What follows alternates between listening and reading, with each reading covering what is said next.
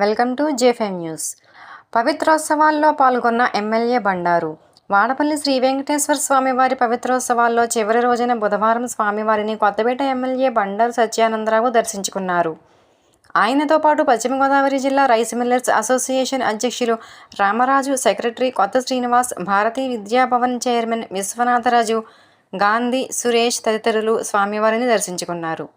MLA బండారుకు దేవస్థానం deputy chairman Nallam సూర్యచక్రధర్రావు, ఆలయ అధికారులు ఆలయ మర్యాదలతో స్వాగతం పలికారు. దర్శనానంతరం అర్చకులు స్వామివారి పవిత్రాలు, వేదాశీర్వచనము, తీర్థప్రసాదాలు అందజేశారు.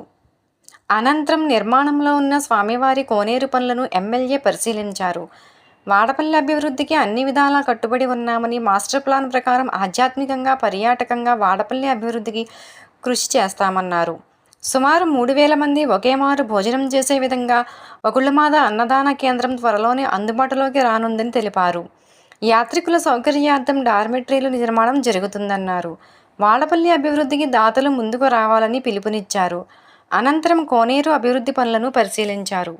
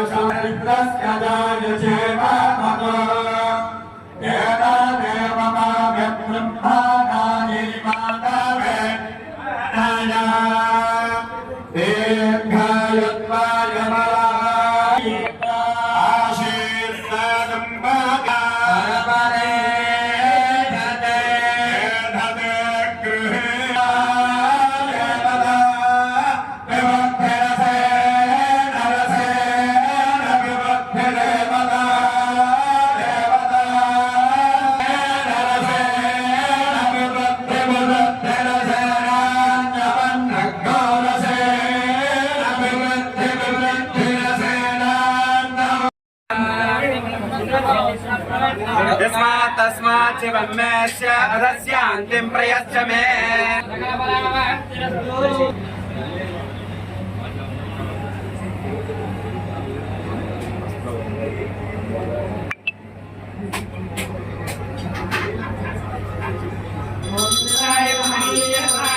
चक्रवर्तिनो जाया